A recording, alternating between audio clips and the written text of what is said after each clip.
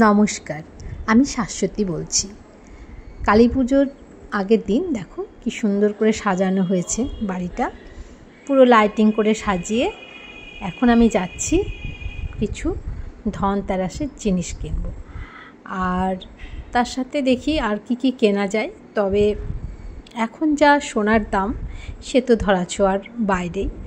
তো যাই, চলো তোমাদেরও সঙ্গে করে নিয়ে যাই, দেখবে কি কিনছি। দেখো পুরো শহরটাকে কি সুন্দর আলো দিয়ে সাজিয়েছে, খুব সুন্দর করে সাজিয়েছে টুনি লাইট দিয়ে, আলো দিয়ে পুরো শহরটাই সেজে উঠেছে দেওয়ালির সাজে। কোথাও এতটুকু অন্ধকার নেই, খুব সুন্দর করে সাজিয়েছে। এবারে দেখো যাচ্ছি, আমি আর ছেলে বেরিয়েছি, হাজব্যান্ডের আজকে একটু কাজ আছে বাড়িতে, তো এখানে আসলাম। এসে কিছু একটা কিনবো ভেবেছি। তো আমার ইচ্ছে আছে ঠাকুরেরই কাজে লাগবে এমন কিছু জিনিস একটা কিনবো। তো সোনা রূপো এগুলো কিছুই কিনবো না এবার আর।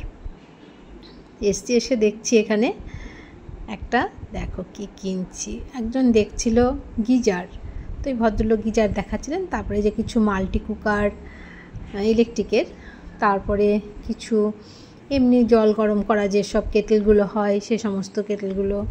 এখন শীতকাল সামনে, এগুলো প্রচুর দেখছি সবাই কিনছে, বিক্রি হচ্ছে। তো আমিও একটু দেখছিলাম, ভালো লাগলো বেশ।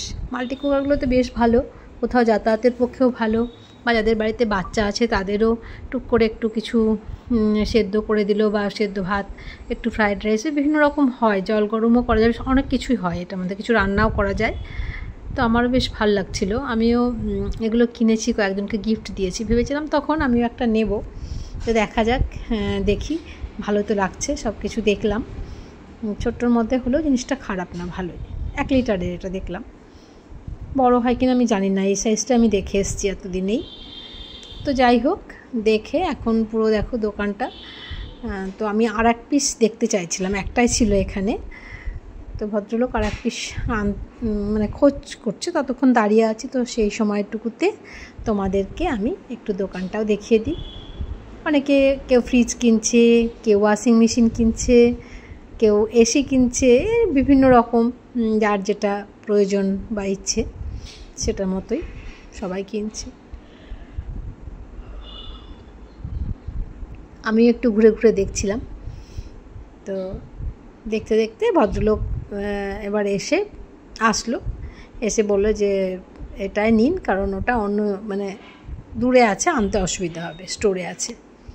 ঠিক আছে, এটা ঠিক আছে, যখন টেস্ট করে ওটাই নিয়ে নিলাম।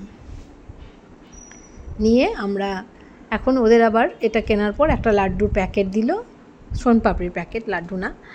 আর নিচে মানে একদম দোকানের সামনে আর কি, সেখানে ব্যবস্থা আছে ইয়ে করার, মানে কতগুলো স্টল দিয়েছে, আইসক্রিম, কফি, ফুচকা, পাকোড়া, এই সমস্ত স্টল দিয়েছে। তো আমি আবার একটুখানি পকোড়া খেলাম কয়েকটা, 2টো ফুচকা খেলাম, আর একটা আইসক্রিম খেলাম।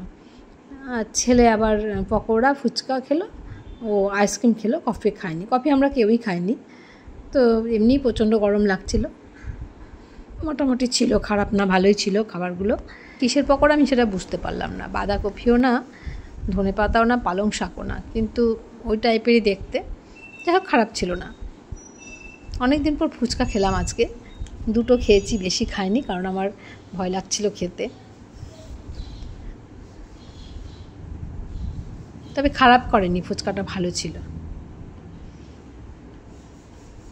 ঠিকঠাক ছিল, মানে খুব যে একটা বেশি ঝাল বা খুব বেশি মশলাদার তা নয়, তবে ঠিকঠাক ছিল খেতে ফুচকাটা। একটু অনিয়ম তো নিশ্চয়ই হয়েছে, কারণ ফুচকা, তারপরে পকোড়া, তারপরে আইসক্রিম ভালো আছে। ছেলে জিজ্ঞেস করলো কেমন, আমি বললাম ঠিকঠাক আছে, খারাপ না।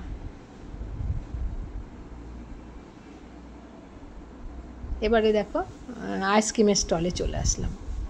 এখান থেকে আইসক্রিমটা নিয়ে আমরা, মানে আইসক্রিমটা বানাবে। তবে আইসক্রিমের কী ছিল বলো তো, ওই যেটার মধ্যে আইসক্রিমটা দিচ্ছিল, ওই বিস্কুটের যে একটা কুপি মতো, ওটা নরম ছিল।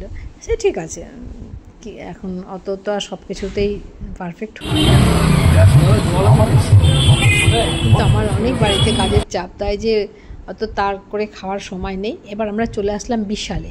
এখান থেকে আমি কিছু বাসন, ট্রে আমার কয়েকটা দরকার ছিল, সেখানে কয়েকটা ট্রে নেব ভেবেছি। এখন দেখলাম বেশ জামা কাপড়ও ভালোই আছে দেখলাম, কিন্তু ওগুলো আজকে আমার নেওয়ার ইচ্ছে নেই, তাই বাসন নিলাম কিছু ট্রে। তোমাদের সঙ্গে নিশ্চয়ই চলো শেয়ার করব বাড়িতে।